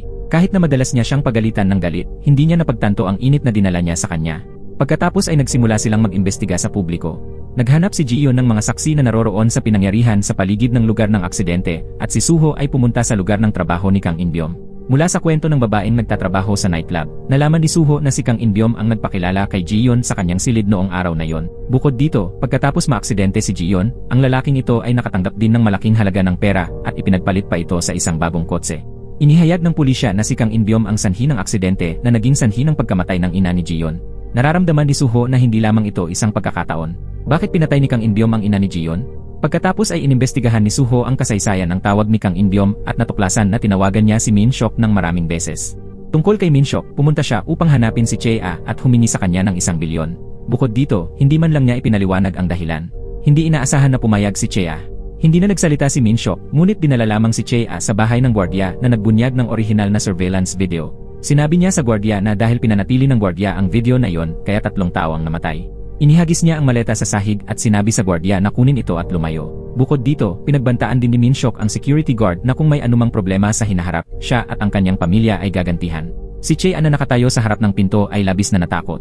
Hindi niya inaasahan na si Min Seok, na karaniwang mukhang magalang at magalang, ay maaaring magsabi ng mga bagay na yon. Sa unang pagkakataon ay naramdaman niya ang takot sa lalaking nasa harap niya, ngunit kinabukasan, naibalik ni Chea ang kanyang normal na anyo. Hindi lamang siya nagpakilala ng isang direktor ng istasyon ng TV para makilala ni Min Seok, ngunit binigyan din siya ng regalo. Pagka-uwi sa bahay, binuksan ito ni Min Seok at agad na nagpanik dahil sa loob ay isang kurbata na suot niya noong pinatay niya si Kang In-byom. Tila ang kurbatang ito ay nahulog din sa bangin kasama si Kang In-byom noong panahong iyon, ngunit ngayon ay lumitaw ito sa harap ng kanyang mga mata. Akala ni Min Seok ay naitago niya ito ng napakahusay, kaya sa ngayon ay labis siyang nagpanik. Ilang araw na ang nakalipas, nagmaneho ng truck si Kang In-byom at binangga ang kotse na sinasakyan ng ina ni Jiyon na naging sanhi ng pagkamatay ng ina ni Jiyon. Pagkatapos ng insidenteng iyon, inatake siya ni Min Seok ng isang ladrilyo, ngunit malinaw na hindi sapat ang lakas ng atake ng ladrilyo. Naghabulan ang dalawa sa bundok na nagresulta sa pagtulak ni Min Seok sa bangin kay Kang In-byom na nasugatan na at dumudugo. Ang isang malakas na likas na ugali ng kaligtasan ay nagtulak sa kanya na hawakan ng mahigpit ang kurbata ni Min Seok, ngunit walang balak si Min Seok na baliwalain si Kang In-byom dahil siya ang nagbigay ng suhol kay Kang In-byom upang magdulot ng aksidente sa trapiko dati. Bukod dito, alam niya ng malinaw na itinatago niya ang katotohanan ng pagkamatay ni Jiyon sa swimming pool, kaya hindi niya maaaring hayaan si Kang In-byom na makaligtas. Kahit na nagmakaawa si Kang In-byom sa kanya, dahan-dahan pa rin niyang tinanggal ang kanyang kurbata, na hinahayaan na lamang si Kang In-byom na mahulog. Ngunit hindi maintindihan ni Min Seok kung bakit nahulog ang kurbatang iyon sa mga kamay ni Chea. Lumalabas na hindi patay si Kang In-byom, ngunit dahil pinapalaki pa rin niya ang kanyang pamilya, hindi siya nangahas na maghiganti. Kaya kinailangan niyang pumunta kay Chae-ah at ibunyag sa kanya ang tunay na mukha ni Min-seok. Pagkatapos malaman ang katotohanan, nagpapasalamat pa rin si Chae-ah kay Min-seok sa pagtatago ng insidente sa swimming pool para sa kanya. Wala siyang balak na ibunyag ang pag-ugali ni Min-seok, hiniling lamang niya sa kanya na talakayin muna ang lahat sa kanya. Upang maayos na mahawakan ang bagay na ito, pumunta si Chae-ah sa taguan ni Kang In-byom at binigyan siya ng 1 bilyong won na cash at hiniling sa kanya na umalis at hindi na muling magpakita. Ngunit nakita ni Ji-yeon ang eksenang ito. Malinaw na gumagawa sila ng ilang misteryosong deal. Kaya upang malaman ang katotohanan, nagtrabaho si Ji-yeon sa isang restaurant na may maraming relasyon ni Suho. Ipinahayag ni Chae-ah ang hindi kasiyahan sa presensya ni Ji-yeon. Pagkatapos ng lahat, siya pa rin ang kasintahan ni Suho sa pangalan. Ngunit magalang pa ring nagtanong si Chae-ah kung nagkita na ba kami dati. Inamin ni Ji-yeon na nagdala siya ng mga bagay upang tulungan si Chae-ah dati. Pagkatapos, habang walang nagbibigay pansin, tahimik na inimbestigahan ni Ji-yeon ang mga dokumento ng kumpanya ni Chae-ah. Naglagay din siya ng recording pen sa pen holder. Nang aalis na siya, hindi niya sinasadyang marinig ang pag-uusap ng dalawang magkapatid na Suho at Suchul. Dahil dito nalaman ni Ji-yeon na si Suho na palaging napakakinang ay nagdusa ng sakit ng pagkawala ng isang mahal sa buhay mula pagkabata. Tungkol kay Min-seok, naalala niya ang nangyari sa nakalipas na 2 araw. Kung hindi niya mabilis na haharapin si Kang In-byom, hindi niya kayang isipin kung ano ang mangyayari sa hinaharap. Kaya pumunta siya sa dating opisina ni Kang In-byom at naghalungkat sa paligid. Sa wakas ay nakahanap ng isang lihim na libro sa kisame. Nang aalis na siya, inatake siya ni Kang In-byom mula sa likuran. Pinisil ni Kang In-byom ang leg ni Min-seok. Labis siyang nagdamdam kay Min-seok na ginawa siyang isang walang tirahang aso at kinailangan niyang tumakas kahit saan. Kakatagpo pa lamang ni Min-seok ng notebook kaya sinabi niya kay Kang In-byom na tutulungan kitang makatakas. Saka lamang bumitaw si Kang In-byom. Pagkatapos ay pumunta si Min-seok kay Suchul at iniabot sa kanya ang lihim na notebook. Nang makita ang kanyang pangalan sa notebook, si Suchul na mayabang ay agad na natakot. Lumalabas na ito ay isang notebook na naglalaman ng isang listahan ng mga mamimili ng droga sa lugar ni Kang In-byom. Kapag ginawang pampubliko ang listahang ito, hindi magagawang maging tagapagmana ng pamilya ng Cheon Tycoon si Suchul. Bukod dito, makukulong din siya kung gagawing pampubliko ang notebook na ito. Sinabi ni Min-seok sa kanya na gawing inosente si Kang In-byom, kaya ang kanyang maruming lihim ay matatakpan. Sa kabilang banda, mula sa reporter, nalaman ni Ji-yeon na itinigil na ng pulisya ang pag-imbestiga kay Kang In-byom. Nalaman din ni Suho ang balitang ito sa pamamagitan ng pamilya ng kanyang abogado. Kahit na nagawa ang krimen ng pagpatay, hanggat hindi kinakasuhan ng taga-usig ang krimen, hindi ito maitatatag. Ngunit hindi alam ni Ji-yeon at Suho na lahat ay isinaayos ni Min-seok. Upang tuparin ang kanyang pangako na imbestigahan ang katotohanan kasama si Ji-yeon, pumunta si Suho sa istasyon ng pulisya at hayagang inamin sa media na sa kanyang nakaraang party, may mga taong gumagamit ng droga. Bukod dito, taimtim niyang inanyayahan ang media na patuloy na subaybayan ang pag-usad ng investigasyon. Ang aksyon na ito niya ay nagdulot ng problema sa kumpanya. Ang kutsilyo ay itinuro din ng diretsyo kay Kang In-byom na pumatay sa ina ni Ji-yeon. Upang akitin si Kang In-byom, ninakaw ni Ji-yeon ang telepono ni Chae-ah. Sa pamamagitan ng kasaysayan ng tawag, nagpadala si Ji-yeon ng mensahe kay Kang In-byom upang makipagkita sa kanya sa dating lugar sa alas 6 bukas ng umaga. Sa istasyon ng pulisya, dahil sa presyon ng media, nangako ang pulisya na kikilos bukas. Kinabukasan, maraming pulis ang nagbabantay sa lugar kung saan madalas lumitaw si Kang In-byom. Habang nagrereklamo ang mga pulis na ang pagsunod ni Ji-yeon sa kanila ay magdudulot lamang ng problema, dahan-dahang lumakad si Kang In-byom. Kasabay nito ay nakatanggap siya ng tawag mula kay Min-seok na nagsasabi sa kanya na umalis kagad. Mabilis na hinabol sila ng mga pulis na nag-aabang sa itaas. Sa wakas ay naaresto si Kang In-byom at dinala siya sa pulisya. Pagkatapos malaman nito, labis na nagalit si Pangulong Cheon. Dati ay gumastos siya ng 10 bilyong won para itago ni Min-seok ang kasong ito. Ngunit ngayon ay nangyari na alam din ni Kang In-byom ang tungkol sa insidente sa swimming pool. Dahil dito, hindi niya maiwasang pagdudahan ang kakayahan sa pagtatrabaho ni Min-seok. Pagkarinig sa balitang ito, nagsimulang gumawa ng gulo si Suchul. Nakatanggap siya ng isang piraso ng data mula sa loob ng istasyon ng pulisya at natuklasan na noong araw na naaksidente ang ina ni Ji-yeon, ang mga signal ng telepono ni Suho at Ji-yeon ay lumitaw din sa malapit. Hiniling niya kay Min-seok na gamitin ito upang ganap na talunin si Suho. Batay sa pahiwatig na ito, lumikha si Min-seok ng isang napakagaling na plano. Pupunta siya sa bilangguan upang suhulan si Kang In-byom at hayaan si Kang In-byom na magbunyag ng mga bagay na nakakasama kay Suho. Hindi nagtagal pagkatapos kunin ni Min-seok ang pagkakakilanlan ng isang abogado sa istasyon ng pulisya. Ayon sa itinatag na plano, sinabi ni Min-seok kay Kang In-byom na ipahayag na inutusan siya ni Suho, kaya lumikha siya ng isang aksidente sa trapiko upang pumatay ng mga tao. Bukod dito, ipinangako rin ni Min-seok na pagkatapos magpatotoo si Kang In-byom, bibigyan niya si Kang In-byom ng malaking halaga ng pera. Kapag dinala si Kang In-byom sa korte, mag-iisip pa rin si Min-seok ng paraan upang hayaan siyang makatakas. Ngunit kung hindi siya papayag, gugugol ni Kang In-byom ang natitirang buhay sa bilangguan. Walang ibang pagpipilian si Kang In-byom. Pagkatapos ay pumunta si Min-seok upang hanapin ang pulis na sinuhulan niya at ang lihim na balangkas ng dalawang taong ito ay matagumpay na napagkasunduan. Ang susunod na plano ay magiging isang mas malaking sabwatan. Kinabukasan ay binigyan ni Minhyuk si Kang In-byum ng isang punyal at sinabi sa kanya na dapat niyang iwanan ang mundong ito sa kanyang sarili ngayon. Pagkatapos ay kumuha si Minhyuk ng kutsilyo at hiniwa ang kanyang sariling palad. Itinaas ng pulis na katabi niya ang baril sa kanyang kamay. Naguguluhan si Kang In-byum. Kahapon sa bilangguan, ipinangako ni Minhyuk na hanggat ipinagtapat niya na si Suho ang nag-utos sa kanya na patayin ang ina ni Jiyeon, hahanap si Minhyuk ng paraan upang hayaan siyang makatakas sa daan patungo sa korte. Sinabi rin ni Minhyuk kay Kang In-byum na sinuhulan siya ng pulisya. Kaya sa istasyon ng pulisya, ipinagtapat ni Kang In-byum na inutusan siya ni Suho. Pagkatapos, sa ilalim ng pagsasaayos ng pulisya, si Kang In-byum ay sinuhulan ni Minhyuk upang ilagay sa isang kotse at dalhin sa korte. Sa kabilang panig sa pamamagitan ng cellphone, natuklasan ni Suho ang hindi pangkaraniwang mga bakas ni Minhyuk. Lumalabas na ng imbestigahan ang kasaysayan ng tawag ni Kang In-byum. Natuklasan ni Suho na kasangkot si Minhyuk. Naramdaman na ang pagkamatay ng ina ni Jiyeon ay tiyak na may kaugnayan kay Minhyuk. Kaya ilang araw bago makipagkita kay Minhyuk, palihim na nag-install si Suho ng isang tracking device sa kotse ni Minhyuk. Mabilis na umalis si Suho sa lokasyon na natagpuan at ipinaalam din sa reporter na palaging gustong ilantad ang katotohanan ng kaso sa swimming pool. Huminto ang sasakyan ng pulisya sa isang desyertong lugar at dinala si Kang In-byum sa isang desyertong lugar. Matagal nang naghihintay doon si Minhyuk. Kaya naman lumitaw ang nakaraang eksena. Sinabi ni Minhyuk kay Kang In-byum na hindi na siya makapagtago. Lahat ng dako ay impyerno. Sa sandaling ito alam ni Kang In-byum na hindi siya gustong hayaan ni Minhyuk na makatakas.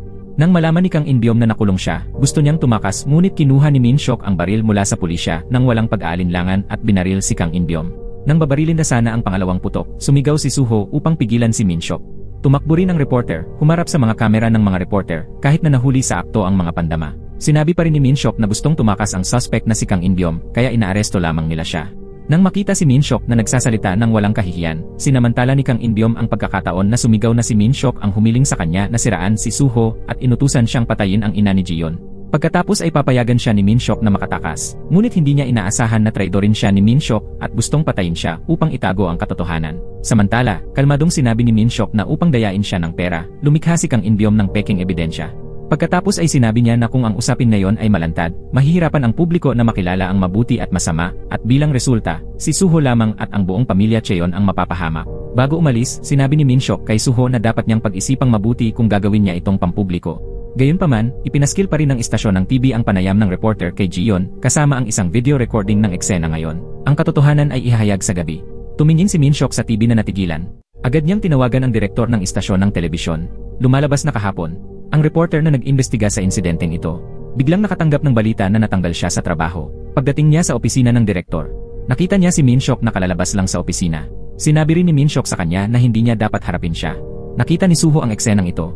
Pagkaalis ni Minhyuk, pumasok din si Suho sa opisina ng direktor.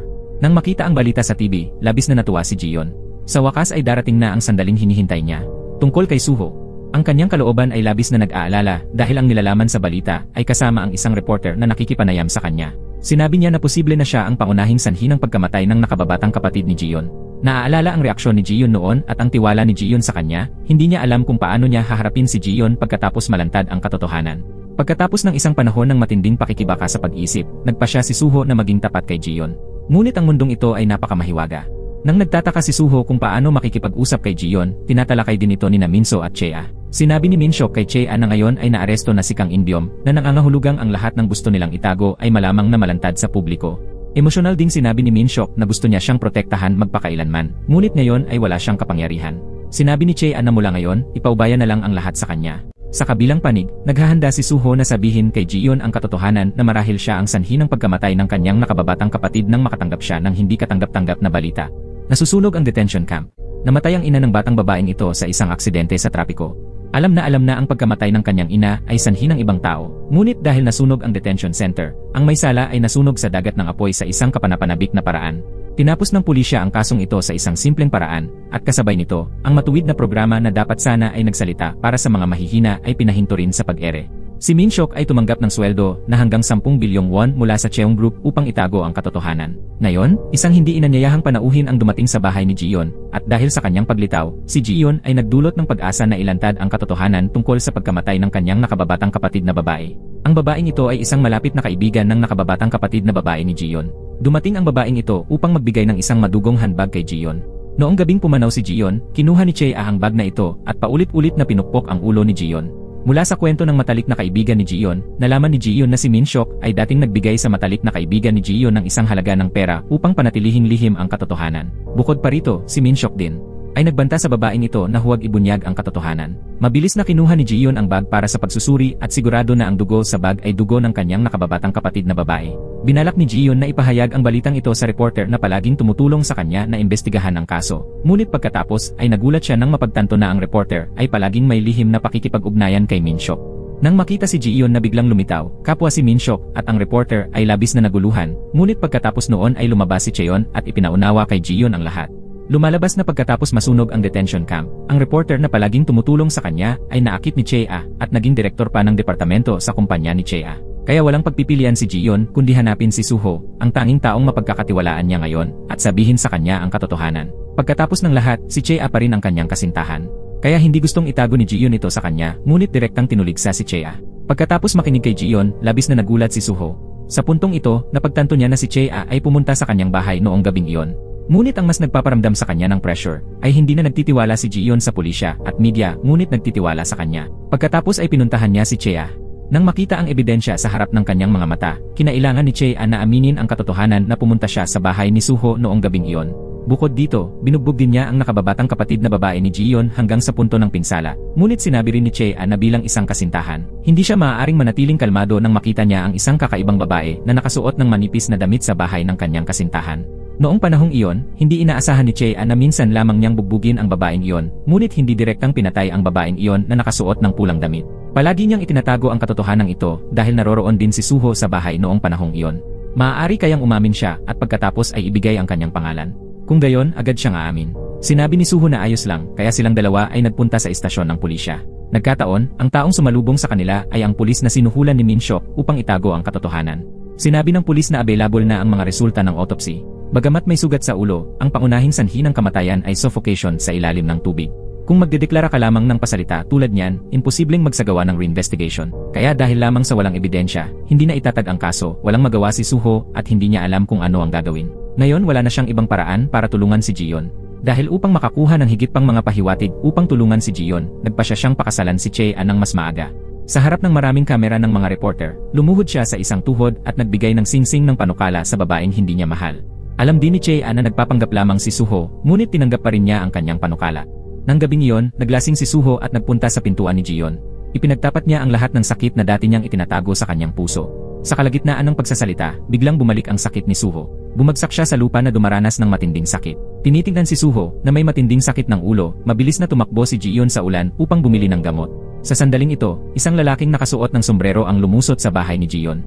Pagbalik ni Jiyon, nakita niya si Suho na naibalik ang kanyang normal na anyo at naghihintay sa kanya. Itinapon ni Suho ang bag ng gamot sa lupa at sinabing hindi niya kailangan ito. Ang kanyang mga aksyon ay nagpagalit kay Jiyon. Tinanong niya si Suho na kung hindi niya ito kailangan, bakit siya pumunta upang hanapin siya at hindi si Chea. Pagkatapos ay tumalikod siya at aalis na sana nang sabihin ni Suho na miss niya siya. Agad na tumigil si Jiyon at nakita ang nagpapanik na ekspresyon ni Suho. Sa pagkarinig sa kanyang hindi inaasahang pagtatapat, nakaramdam si Jiyon ng hindi may larawan. Sa wakas, siya pa rin ay tumalikod at umalis. Pagka-uwi, biglang natuklasan ni Jiyon ang dalawang memory card sa kama. Binuksan niya ito at sa loob ay ang pagtatapat ni Suho ng kinapanayam ng isang reporter. Sa oras na ito, alam niya na ang tao sa silid kung saan pinatay ang kanyang kapatid na babae, na palagi niyang hinahanap, ay si Suho. Ang kawawang babae ay nahulog na ngayon sa kabaliwan. Kanina lamang ay narinig niya ang katotohanan tungkol sa pagkamatay ng kanyang nakababatang kapatid na babae sa pamamagitan ng kanyang dating kasintahan na si Minhyuk. Sinabi ni Minhyuk kay Jiyon ang buong katotohanan. Ayaw magpakasal ni Suho kaya dinala niya ang kanyang nakababatang kapatid na babae sa bahay upang sadyang inisin si Chea. Pagkatapos ay mayroong kwento na binugbog ni Chea ang kanyang nakababatang kapatid na babae at sadyang nagtapon pa ng pera sa swimming pool na naging sanhi ng pagkamatay ng kanyang nakababatang kapatid na babae. Sa pagkarinig kay Minhyuk na sinabi na dahil gustong bayaran ang utang ng kanyang ina, posibleng nasangkot ang kanyang nakababatang kapatid na babae sa droga. Bumagsak ang mga luha ni Jiyon. Galit niyang pinagalitan si Minhyuk sa dating pakikinig sa kasamaan at pagtatago ng katotohanan. Sinabi ni Minhyuk kay Jiyon na kahit hindi niya gawin, may ibang gagawa. Ang lipunang ito ay isang lipunan ng mayayaman. Ang mga mahihirap ay walang karapatang humingi ng hustisya. Ang katotohanan ay nilikha ng makapangyarihan. Ang mga mahihirap ay walang kapangyarihan. Gaano man kalaki ang kawalan ng katarungan na kanilang dinanas, walang nagmamalasakit. Umaasa siya na pagkatapos malaman ni Jiyon ang katotohanan, titigil na siya sa walang kabuluhang paglaban. Ang sinabi ni Minhyuk ay ganap na sumira sa natitirang pag-asa ni Jiyon. Alam din niya mismo na ang lahat ay totoo, gaya ng sinabi ni Minhyuk. Kahit na magprotesta siya, walang magbabago. Kahit na umiyak siya, walang dumating upang aliwin siya. Sa kabilang panig, si Suho ay nagpunta upang pumili ng isang damit pangkasal kasama si Chea, ngunit labis na nag-aalala. Dahil simula noong gabing ipinagtapat niya ang kanyang pag-ibig kay Jiyon, hindi pa niya ito nakikita. Nang matapos si Chea sa pagpapalit ng kanyang damit pangkasal at lumabas, natuklasan niya na wala na si Suho. Lumalabas na tinawagan ng matalik na kaibigan ni Jiyon si Suho upang sabihin sa kanya na si Jiyon ay nag-iwan ng isang tala at umalis sa bahay. Hinanap ni Suho ang lahat ng lugar na maaaring puntahan ni Jiyon at sa wakas ay natagpuan siya sa isang bar. Sa oras na ito, nagpalit si Jiyon ng ibang damit kaysa dati. Nakasuot siya ng mapangakit na sexy na damit. Sobra siyang lasing kaya hindi siya makalakad. May kasabihan na ang matinding pressure ay maaaring magpabagsak sa isang tao. Nagbago na si Jiyon. Sinabi niya na ang pakiramdam ng paggastos ng pera tulad ng tubig ay talagang mahusay. Nakakalungkot lang na ang pera na pinaghirapan niya sa loob ng maraming taon ay nagastos lamang sa loob ng 4 na maikling araw. Siyempre mahalaga ang pera, ngunit hindi ito ang lahat. Mayroon ding mga bagay na mas mahalaga kaysa dito. Kahit na mas mahalaga ito, maaari mong gamitin ang pera upang bilhin ito. Kahit ang puso ng mga tao ay mabibili ng pera. Sinabi rin niya na ang isang taong tulad ni Suho, na may maraming pera, ay malamang na hindi maintindihan dahil hindi siya kailanman mapupunta sa isang sitwasyon kung saan naubusan siya ng pera. Ngayon ay nagsimula na siyang mangarap ng isang buhay na may pera. Sinabi niya kay Suho na ipinanganak siyang mayaman, kaya dapat niya siyang dalhin upang maranasan ang buhay na may pera. May pagkakasala si Suho sa kanyang puso, kaya syempre hindi siya maaaring tumanggi. Una, humingi siya kay Suho ng isang napakalaking bahay. Para kay Suho, walang anuman ang pera na yon. Pagkatapos ay nagpunta siya sa restaurant kung saan dati siyang nagtatrabaho upang kumain ng premium steak at uminom ng mamahaling red wine. Hindi niya nakalimutang hilingin kay Suho na itaas ang sweldo ng mga tauhan ng restaurant na nagpadama kay Chea ng labis na kalungkutan. Tinanong niya si Suho sa opisina. Tinanong niya siya kung bukod sa pagbabayad sala, mayroon din siyang ibang nararamdaman para kay Jiyon. Itinanggi ito ni Suho, ngunit naramdaman ni Chea na mas nagmamalasakit si Suho kay Jiyon kaysa sa kanya. Pagkatapos nito, nagpunta si Jiyon sa high-end store upang itapon ang relo na pinakagusto niya bilang regalo mula sa kanyang nakababatang kapatid na babae. Pumili siya ng relo na nagkakahalaga ng isang buong bahay. Siyempre, si Suho pa rin ang nagbabayad, ngunit pagtalikod niya ay itinuring niya ang relo bilang basura. Ibinigay niya ito sa matandang babae na nangungulekta ng basura sa gilid ng kalsada. Hindi na matiis ni Suho. Tinanong niya siya kung hanggang kailan niya ito gagawin hanggang sa matapos ito. Ngunit malamig na sumagot si Jiyon na hanggang sa mamatay siya. Isang umaga, nagising si Suho sa alarm clock sa katabing bahay. Nang marinig itong patuloy na tumutunog at walang nagpapatay dito, napagtanto ang isang bagay na hindi pangkaraniwan, mahusay na binuksan ni Suho ang pintuan ni Jiyon at mabilis na dinala ang walang malay na si Jiyon sa ospital. Hindi niya ganap na binigyang pansin si Chea na nakatayo sa labas ng pintuan. Sa ospital, pagod ang katawan ni Suho pagkatapos alagaan si Jiyon buong araw. Ngunit pagkatapos magising, hindi nagpasalamat si Jiyon. Sinabi pa niya na huhugutin niya ang swero upang takutin si Suho na umalis sa kanyang silid sa ospital. Nagpunta rin si Chea sa ospital. Mayabang na sinabi ni Jiyon na kaawa-awa si Chea. Ipinagmalaki rin ni Jiyon kay Cheon na ang tunay na dahilan kung bakit gustong magpakasal ni Suho sa iyo ay dahil sa akin. Noon lamang napagtanto ni Cheon na nagpropose si Suho sa kanya upang tulungan si Jiyon. Lubos siyang nasira at nakatayo doon, hindi alam kung ano ang gagawin ngayon. Walang babae ang makakatagal sa kahihiyan na yon. Kinabukasan, sinabi ni Chea kay President Cheon na gusto niyang kanselahin ang engagement. Alam ni Suho na lahat ito ay dahil sa panliligalig ni Jiyon, ngunit hindi niya alam na ito ay simula pa lamang ng kanyang paghihiganti. Hindi mo ba sinabi na gagawin mo ang lahat para sa akin? Sinabi ni Suho na ito ay isang bagay lamang na kaya niyang gawin. Sinabi ni Jiyon na dapat mo akong pakasalan. Ang rebelding anak ng tycoon ay pinilit na magpakasal sa isang ordinaryong empleyado. Bukod dito, hindi siya makahanap ng anumang dahilan upang tumanggi. Pagkatapos sa kahilingan ni Jiyon, silang dalawa ay nahiga sa parehong kama. Pinatawa siya ni Jiyon kahit na ayaw niyang tumawa. Ang larawang iyon ay ipinost ni Jiyon sa kanyang personal na pahina. Labis itong ikinagulat ng publiko. Akala ng lahat ay dahil sa babaeng ito kaya kinansela ni Suho ang engagement. Nalaman ni Chairman Cheon ang tungkol dito, kaya agad niyang inutusan si Min Shok na imbestigahan ang tunay na dahilan kung bakit naghiwalay sina Suho at Chea. Para kay Jiyon, sinisimulan na niya ngayon ang kanyang plano ng paghihiganti. Una, inakit niya ang kapatid at madrasta ni Suho. Parehong masayang sumang-ayon ang mag-ina dahil sa kanilang paningin, hanggat nawala ni Suho ang suporta ni Chea, hindi siya magiging kakumpetensya para sa kanila para sa mana. Hindi nagtagal pagkatapos magdaos sina Jiyon at Suho ng isang pribadong seremonya ng kasal, na labis na ikinagalit ng ama ni Suho. Hindi nasisiyahan ngunit kahit na magprotesta siya, walang maaaring baguhin. Pagkatapos ng kasal, bumalik sina Jiyon at Suho sa lugar na tinatawag nilang tahanan. Kahit na magkasama sila, hindi maaaring magkalapit ang kanilang mga puso.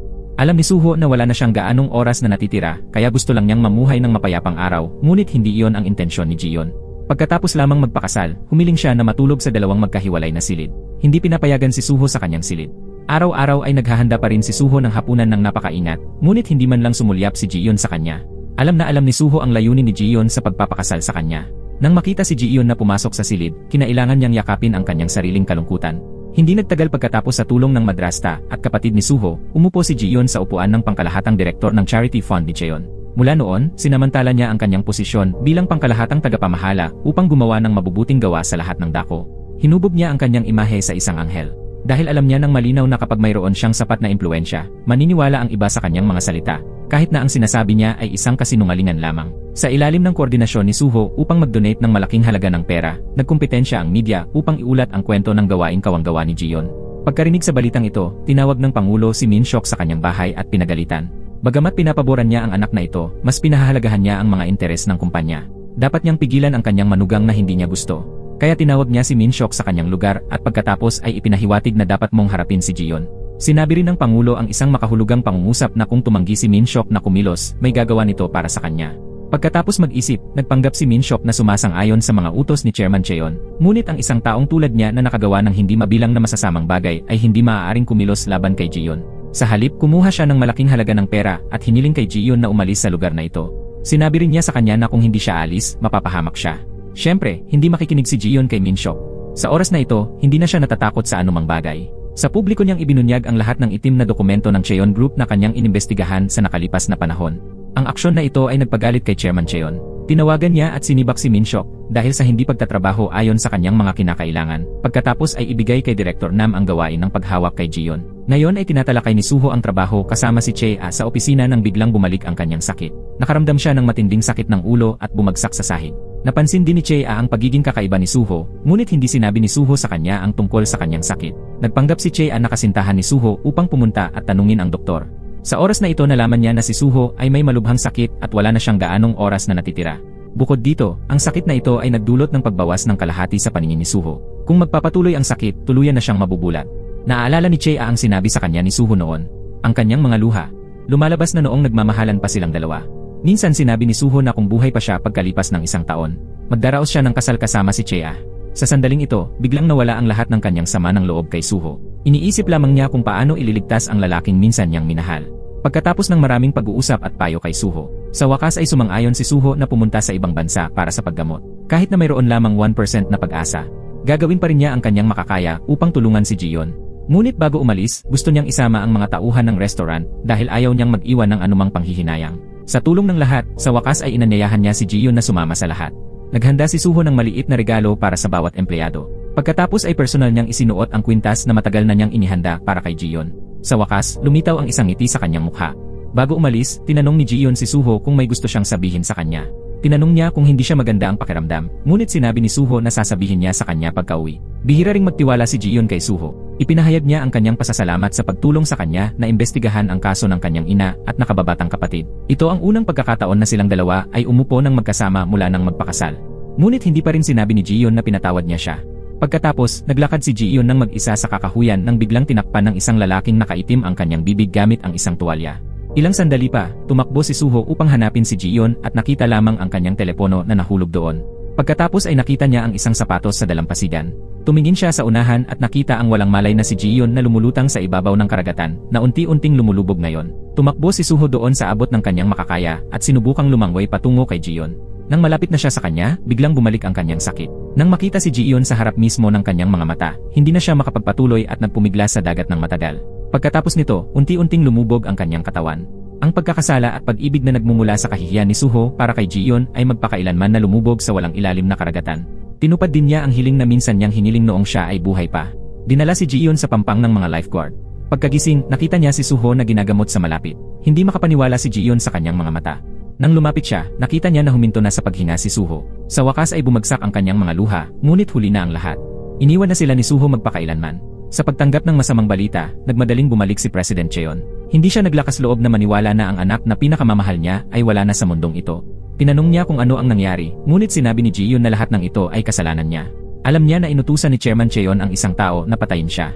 Sa harap ng pagtatanong ni Jiyon, tumanggi pa rin si Chairman Cheon na aminin na dahil gusto niyang patayin si Jiyon, kaya humantong ito sa pagkamatay ni Suho. Sa kabaligtaran, sinisipan niya si Jiyon. Habang nagtatalo ng husto ang dalawa, nasa tabi nila si Chea at sinabi sa kanila na si Suho ay may malubhang sakit. Sa pagkarinig sa mga salita ni Chea, natahimik ang lahat. Ngayon ay naging ganyan ang mga bagay. Sa panahon ng kalungkutan, hindi na nila nalaman kung sino ang may kasalanan. Sumulat si Suho ng isang testamento sa lahat, kabilang ang kanyang ama. Bagamat hindi mahaba ang nilalaman, malinaw na isinusulat nito ang mga damdamin mula sa ilalim ng kanyang puso na gusto niyang ihayag sa lahat. Pagkatapos ng libing, nagpunta si Jiyon sa istasyon ng pulisya at sinabi sa pulisya na imbestigahan ang katotohanan ng pagkamatay ni Suho. Walang pananagutang sumagot ang pulisya na marahil dahil si Suho ay may hindi malulunasang sakit, kaya pansamantala siyang nag-isip tungkol sa masamang bagay at isinuko ang kanyang buhay. Nang makita na ang pulisya ay nananatiling walang malasakit gaya ng dati nang iniimbestigahan ang kaso ni Jiyon, nagalit si Jiyon at sinabi na sa pagkakataong ito ay tiyak na imbestigahan niya hanggang sa huli. Bukod dito, ipapaalam niya sa mga reporter na subaybayan ang mga resulta ng investigasyon ng istasyon ng pulisya. Sa kabilang panig, hindi pa rin magising si Chairman Cheon sa pagkamatay ng kanyang anak. Inutusan ni Director Nam na kidnapin si Min Shok. Pagkagising, natuklasan ni Min Shok na ang dumukot sa kanya ay si Director Nam, kaya't ipinagpalagay niya na ang taong gustong pumatay kay Jiyon ay tiyak na si Director Nam. Ginamit ni Director Nam ang isang kutsilyo upang kumuha ng kaunting dugo ni Min Shok upang akusahan siya ng tangkang pagpatay kay Jiyon. Pinilit din ni Director Nam si Min Shok na sumulat ng isang liham na nagtatapat ng kanyang pagkakasala, ngunit hindi sumuko si Min Shok. Sinamantala ang oras na hindi nagbabantay ang mga guard, inatake niya sila at tumakas. Sa isang emergency, kinailangan niyang hilingin kay Jiyon na iligtas siya. Lumuhod siya at umiyak, nagmamakaawa para sa kapatawaran ni Jiyon at sinabi pa na tutulungan niya itong ihayag ang buong katotohanan ng insidente. Dahil sa pagkamatay ni Suho, pinuntahan din ni Chea si Jiyon. Handa silang magsanib puwersa upang pabagsakin si Chairman Cheon, ngunit wala silang ebidensya. Kaya pinuntahan ni Chea si Chairman Cheon. Sinabi niya sa kanya na hawak ni Min Shok ang lahat ng lihim na kriminal na ebidensya ng Cheon Group. Napagtanto na hindi okay ang sitwasyon, agad na inutusan ni Chairman Cheon si Director Nam na ilipat kaagad ang lahat ng pangunahing ebidensya. Pagkatapos hinarang ni Jiyon at Min Shok ang daan at ninakaw ang lahat ng ebidensya. Hindi nagtagal, pinangunahan ni President Cheon ang kanyang mga subordinates sa bahay kung saan sila nagtatago. Nang akmang susugod si Director Nam para nakawin ang ebidensya, biglang naglabas ng baril si Min Shok. Biglang nawala sa kontrol ang eksena. Sa sandaling ito, nag-alok si Chairman Cheon ng malaking halaga ng pera upang suhulan si Min Shok. Sa oras na patayin ni Min Shok si Jiyon, ililipat niya ang 10 bilyong won kay Min Shok ngayon din. Bukod dito, ipinangako rin ni Chairman Cheon na hindi naguguluhin si Min Shok. Pagkatapos ay inutusan ni Chairman Cheon ang kanyang mga subordinates na ilipat kaagad ang pera. Mabilis na nakatanggap ng text message ang telepono ni Min Shok na nagdadagdag ng pera. Sa oras na ito, sinabi ni Chairman Cheon na patayin si Jiyon. Hindi inaasahan, itinutok talaga ni Min Shok ang baril kay Jiyon. Bukod dito, hinila niya ang gatilyo ng walang pag-aalinlangan. Parang nahuhulog si Jiyon sa isang walang sahig na karagatan, katulad ng ginawa ni Suho noong panahong iyon. Ngunit mumiti siya dahil malapit na niyang makita muli ang kanyang ina, nakababatang kapatid na babae at asawa. Bagamat nasaksihan niya na nagpaputok si Min Shok at binaril si Jiyon, hindi pa rin nakaramdam ng seguridad si Chairman Cheon. Hanggang sa ibinalita ni Director Nam na hindi pa natagpuan ang bangkay ni Jiyon, kaya agad nakaramdam ng kakaiba si Chairman Cheon. Sa totoo lang, bahagi ito ng plano ng tatlong tao. Nagtamo lamang si Jiyon ng mga superficial na pinsala, walang malubhang problema. Agad siyang nailigtas ni Chea sa isang kritikal na sandali. Lumalabas na mula sa simula ay nag-install sila ng mga surveillance camera sa bahay, na ang layunin ay mag-record ng ebidensya ng panunuhol ni Chairman Cheon sa mamamatay tao. Pagkatapos gumaling, agad na nag-isip si Jiyon ng paraan para gumanti. Una, nakahanap siya ng isang internet shop at in-upload ang video ni Chairman Cheon na nanunuhol kay Min Shok para patayin siya sa social media. Pagkatapos ay pumunta siya sa isang mataong plaza at nagsimulang mag-livestream. Salamat sa kanyang nakaraang gawaing pampublikong kawanggawa, nakapag-ipon siya ng maraming tagahanga. Ang kanyang livestream room ay nakakuha ng malaking bilang ng mga dumadaan at mga reporter na manood. Gusto niyang ilantad ang katotohanan tungkol sa pagkamatay ng kanyang ina at nakababatang kapatid na babae. Natanggap ang balitang ito, dumating din sa lugar ng pinangyarihan sina President Cheon at Chea. Sa harap ng publiko at ng camera lens, isinalaysay ni Jiyon ang kasawiang palad na sinapit ng kanyang nakababatang kapatid na babae at ina. Para malaman ang katotohanan, marami siyang sinubukan, ngunit ang mga resulta ay lubhang nakapipinsala. Bukod dito, kahina-hinala rin ang pagkamatay ng kanyang asawa, na kinumpleto ng pulisya. Nakatayo sa harap ng kapangyarihan, gaano man siya magmakaawa o gaano man siya sumigaw, walang makikinig sa kanyang mga salita. Ito ang paghamak ng uring tycoon sa buhay ng tao. Itinutok niya ang kutsilyo kay Chairman Cheon. Nagpatotoo rin si Chea na nasa tabi. Kasabay nito, prangka niyang inamin ang kanyang papel sa isang serye ng mga kaganapan na nangyari. Bukod dito, prangka rin niyang sinabi na noong nakaraan, hindi siya nakikiramay sa kawalan ng kakayahan at kawalan ng pag-asa ni Jiyon pagkatapos mawalan ng mahal sa buhay. Ngunit hindi hanggang sa trahedyang pumanaw si Suho na naramdaman niya ito. Pagkatapos magsalita, walang pag-aalinlangan na lumuhod si Chea sa harap ni Jiyon at humingi ng tawad sa kanya. Lumingon si Jiyon para tingnan si Chairman Cheon, ngunit tumanggi pa rin si Chairman Cheon na aminin ang kanyang pagkakamali. Tumalikod siya at umalis sa gitna ng pagpuna ng publiko. Gayunpaman, sa ilalim ng malakas na protesta ng mga taong matuwid, agad na inaresto ng pulisya si Chairman Cheon. Inisip ni Jiyon na sa pagkakataong ito na may ebidensya sa video, madaling hatulan si Chairman Cheon. Ngunit hindi inaasahan na ginamit ni Director Nam ang dahilan na sina Jiyon at Min Shok ay dating magkasintahan, kaya hiniling niya kay Jiyon na patunayan ang pagiging tunay ng video. Sinabi ni Director Nam na ang kanilang layunin ay manloko ng 10 bilyong won. Bukod dito, kinuha ni Min Shok ang pera at tumakas. Ngunit sa sandaling ito ay lumitaw si Min Shok sa korte na may hawak na tseke na nagkakahalaga ng 10 bilyong won. Proaktibo siyang pumunta sa korte upang magpatotoo at sinabi ang katotohanan ng insidente na alam niya sa korte. Naroroon din si Chea sa korte. Aktibo niyang inamin ang katotohanan na binugbog niya ang nakababatang kapatid na babae ni Jiyon. Ngunit nang banggitin ng hukom na sinunog niya ang detention center para patayin si Kang In-byom, sumagot siya na isa lamang itong bitad. Hindi patay si Kang In-byom. Pagkatapos ay inaresto ng pulisya si Kang In-byom na buhay pa. Sa harap ng hindi mabilang na tunay na ebidensya, hindi na nakapalag si President Cheon. Sa pamamagitan ng hatol ng korte, sina Chairman Cheon, Director Nam, Min Seok at Kang In-byom ay nakatanggap ng karapat-dapat na parusa. Tungkol kay Chea, dahil hindi niya mapatunayan na siya ang taong direktang humantong sa pagkamatay ng nakababatang kapatid na babae ni Jiyon, kaya siya ay napawalang sala. Sa puntong ito, natapos na ang lahat. Sa wakas ay binuksan ni Jiyon ang liham na isinulat ni Suho sa kanya noong nabubuhay pa siya. Ang mga eksena mula sa nakaraan ng dalawang tao ay unti-unting lumitaw sa harap ng kanyang mga mata na nagdulot kay Jiyon na lumuha.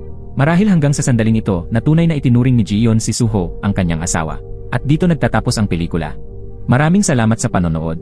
Hanggang sa muli, paalam.